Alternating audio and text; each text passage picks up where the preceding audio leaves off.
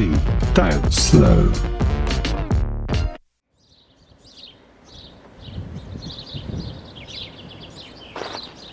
Shiny. Yummy. So I've just done the bonnet, a quick clay bar polish and wax with some Meguiar stuff that is ancient, and it's come up quite well. So we'll do that on the rest of the body. There is some areas that are going to have a professional on, and I'll show you why later. Let's try some beaded, shall we? Oh yeah. Oh yeah. Nice! I think the seller had failed to mention this little bump here, which I was a bit gutted with. I mean, scuffs aren't bad, it's when it breaks the paintwork's a bit annoying. But the fog light is broken, as you can probably see. However, you can still get these units relatively inexpensively.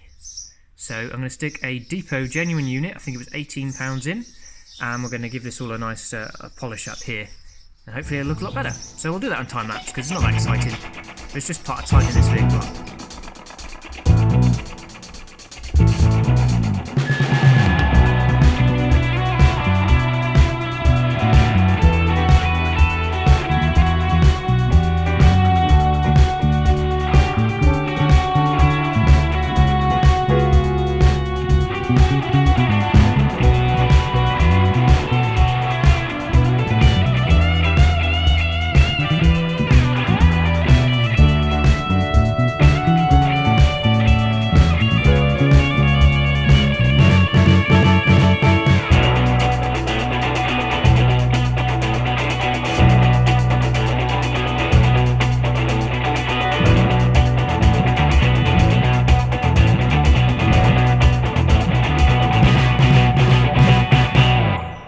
So hopefully now what I'll do is a nice before and after shot.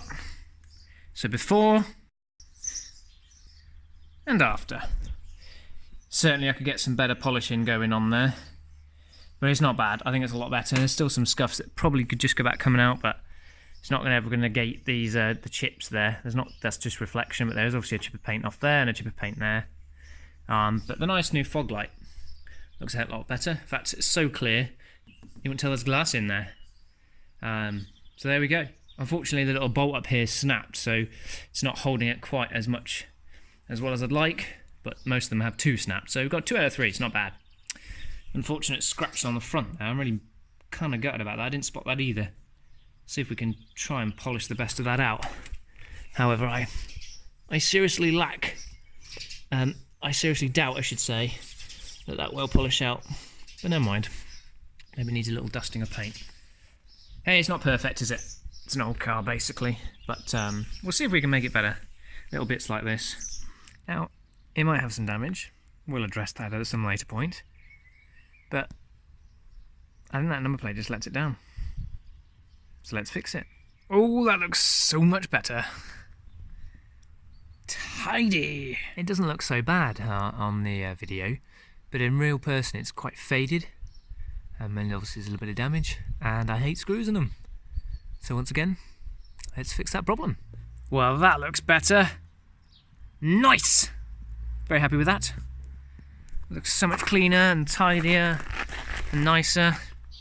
Alright then folks, doing my best again with some camera settings to show you what these LED side lights are like. And I'm going to do these sort of cheap ones that sort of work alright. They look a bit blue for my liking. And we're going to compare them with some slightly more expensive ones. Now we are talking about a difference between £2 and £4, but you'll notice quite a difference, I think. I'll let you be the judge. Nice, easy to change, thankfully. Oh, and they've just kind of fallen apart on me as well, which is nice. Brilliant. Good quality.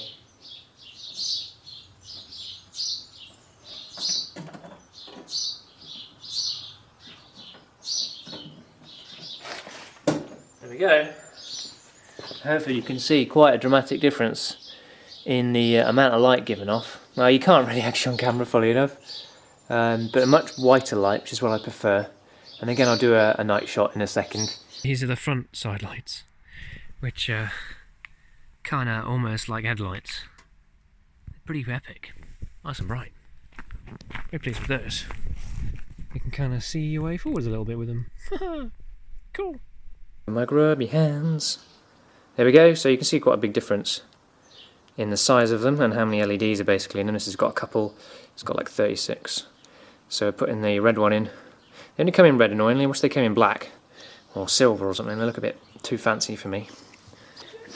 They're both just normal old, probably slightly blackened bulbs.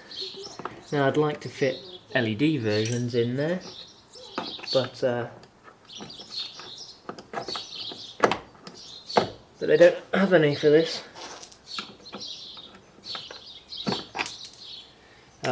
They don't have any replacement ones LED for these, unfortunately. Only like the 206 and stuff. Right, here we go. Tricky little things to see. Can you see that? I don't know if you can actually. Still not quite right. I'll do it in night time maybe. So there you go. LEDs at night. They're not too bad. They're not as bright as the 206 ones or the old barge, but they're okay. They look like that, and actually in the housing it is super bright, so I'm going to have to take the end cap off to make them fit. It also looks like this housing's got a bit fractured at some point, a bit abused. I might have to find one. I've got one in the spares somewhere. So hopefully you can see that. The coating comes off those amber bulbs. And yeah. But now we have them. Nice. They are very orange in person. So our key is a little bit of a tragedy. Classic buttons have worn out, and someone drilled a hole straight through it, so I've yet to look at the circuit board. Hopefully it's not damaged. Usually isn't back there. And the other one just broken, same issue, basically keeps falling apart. So I've just got one kit for now, just to see how good it is. It's only like £3.50.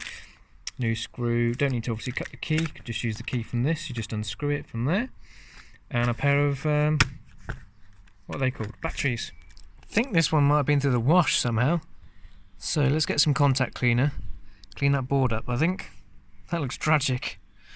Okay, I've just opened the new one and just realised, mega fail, that even though people sell these as 306 ones, for the late 306, it's actually not.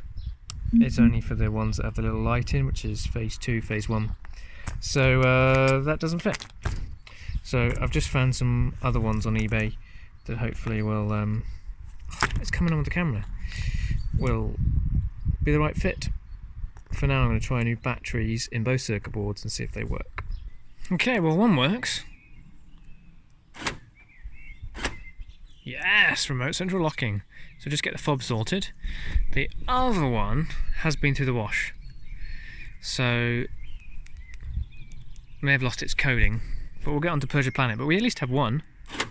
Yay! Woohoo! Woohoo! Now the one that was in the wash works. Yay! These strips on 306s do peel, as you can kind of see.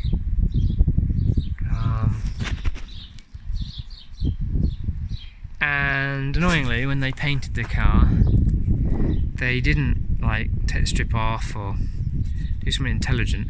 They obviously masked up to that edge, so there's a nice lip there now too.